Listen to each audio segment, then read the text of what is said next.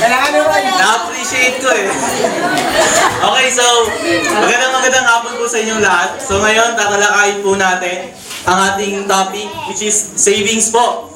Savings po ang ating topic ngayon. So welcome po sa ating panibagong yugto ng ating financial literacy program.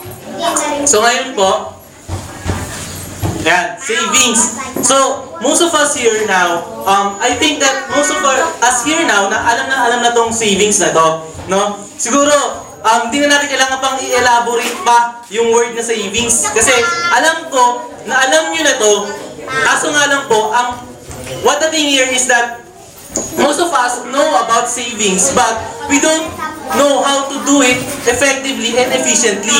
Ibig sabihin po, di po natin alam yung tamang pagsisave o tamang pag-iimpok ng pera. So ngayon, pag-aaralan po natin siya, hihimay-himayin po natin yung tamang pagsisave ng pera o tamang pag-iipon ng pera. So let's do the overview o yung mga tatalakayin nating paksa ngayon sa ating seminar. So let's start with the purpose of saving.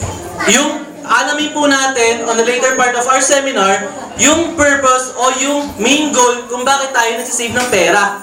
Bakit nga ba tayo nagsisave ng pera? O ano dapat yung pag-ipunan natin? Yung mga expenses na dapat natin pag-ipunan. So, mamaya itatalakay po natin yan on the later part of our seminar. Then, the next one is excuses why you can save money and how to overcome them. Now, ito po yung yung mga pag tinanong kayo ng kapitbahay nyo, kaibigan nyo, relatives, kamag-anak, bakit di ka nakapag-save?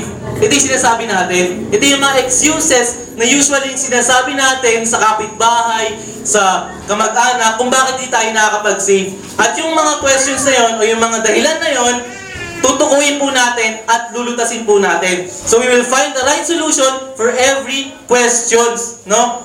So yun, madali. The next part, how to save money and strategies for savings, no? Ito naman po, yung strategies na dapat natin gawin. Kung paano tayo maging effective, maging effective yung savings na gagawin natin. So we will find the right strategies for every one of us, no? So yun, ang gagawin natin in the later part of the seminar. Then, the next one is places to save your money, where you can save your money. Places, ibig sabihin po nito lugar. As in, we are talking here about the real place. Gusto ba natin ilalagay yung pera? Saan ba yan? Sa bulsa ba natin yan? Sa ilalim ba ng kama yan? Sa unan ba yan? Sa ano ba yan? Sa sapatos ba natin ilalagay yan? So, mamaya pagkakalala din po natin yun, saan natin pwedeng ilagay yung mga pera na yun. And the last one is where to find money to save each month or each year. So ito naman, mahanapin natin, saan ba tayo pwede kumuha ng pera na pwede natin ipunin? In terms of, or, kumbaga, hindi kung saan pa yung pwede natin kuhanan ng pera, bukod dun sa income na nakukuha natin, ang monthly na income na nakukuha natin. So now, let's move on. Ito naman, savings. Savings and, ito. Ang meaning ng savings. Ano nga ba yung totoong meaning ng savings, no? Alam natin, pero ano ba yung pinaka meaning niya? So sabi dito, income not spent or deferred consumption. Ano ibig sabihin po nun? Income not spent. Ibig sabihin po nun, ayan po yung residual ng income na kinukuha natin. Na?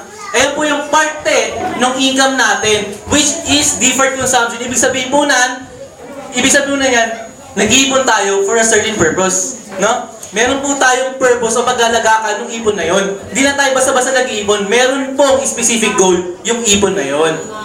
Now, if we're talking about savings, we're also talking about savings account. Alam na po natin yan, savings account. Savings accounts are accounts maintained by retail financial institution that pay interest.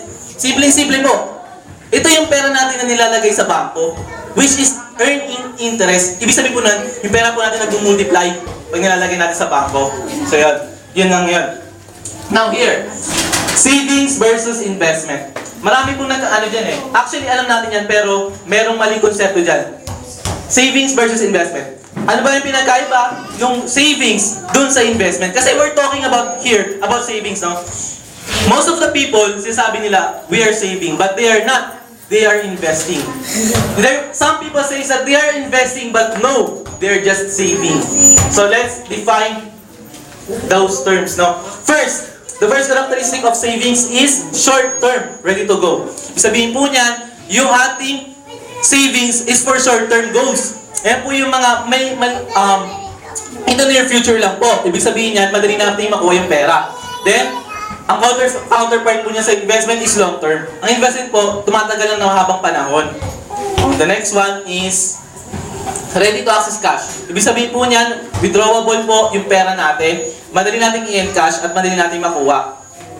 Then, ang ano po niya sa investment niyan is harder to access cash. Well, we're not telling here na mas pangit ang investment kaysa savings, no? We're just defining it or differentiating it, no? Di-differentiate lang po natin sila.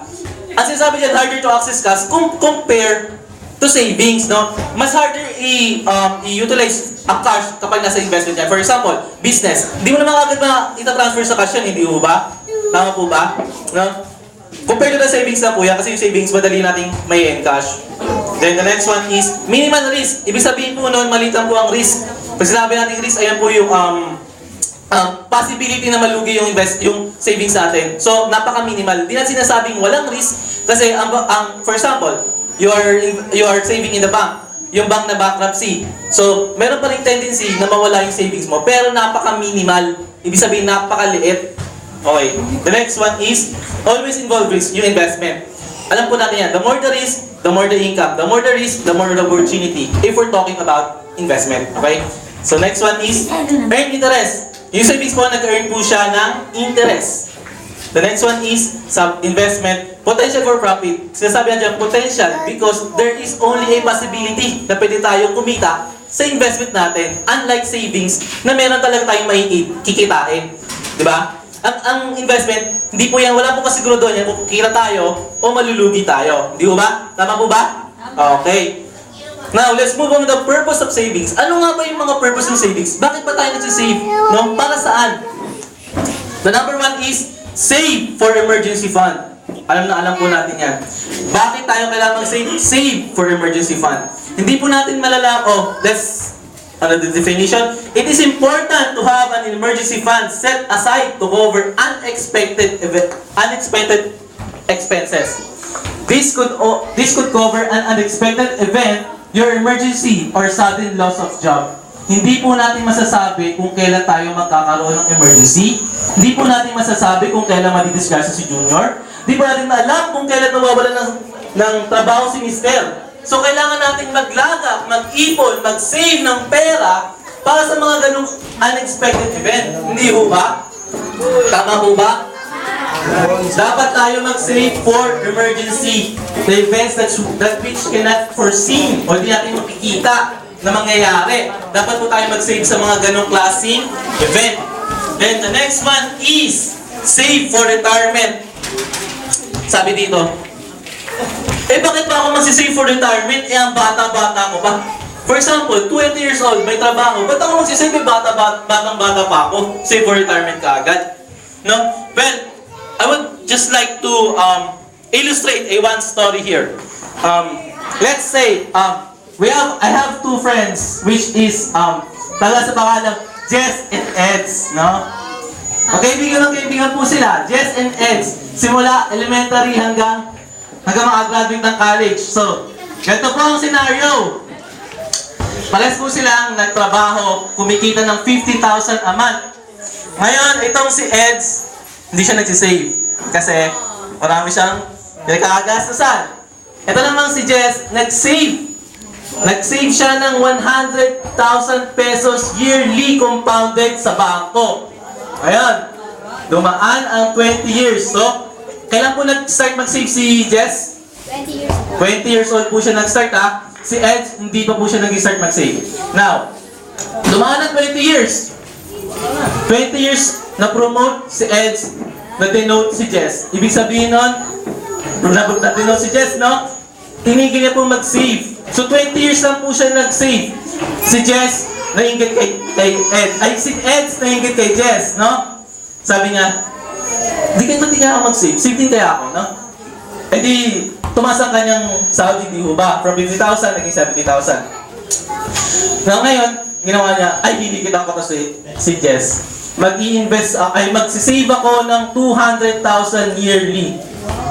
Si Jess po, 100,000 lang po yearly. Dumaan po ang another 20 years.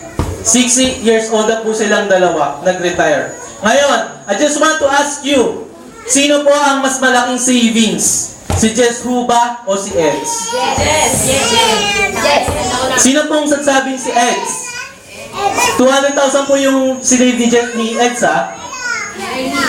Okay? Sino po nagsabi si Jess? Well, the right answer is Jess. Bakit po? Ang late-late ang ini pa si Jess eh. Pares na kami 20 years nag-save, ah. Eh bakit ganun? Well, we'll look on kung gaano katagal na nag-elapse yung kanyang savings, no? Nag-start po siya at the year of 20, nag-stop at year of 40. No? Ibig sabihin, 20 years po siya nag-save. Pero, yung tinakbo ng savings niya, 40 years, compounded po yun, mas malaki kumpara doon sa sinave ni Eds. So, yun. So, ayun lang po yung simple reason ba't tayo mag-save for retirement. Hindi po porke bata pa tayo, hindi na tayo magsisave kasi sa money, if we're talking about money, money is time. Time is gold. Okay? Lagi po natin iisipin yan. Habang bata pa tayo, mag-save na tayo. Sabihin po niyo sa mga anak nyo na mayroong trabaho, mag-save na po tayo habang bata tayo kasi time is gold and time is money. Okay, let's move on. Anong nangyari po? Hello.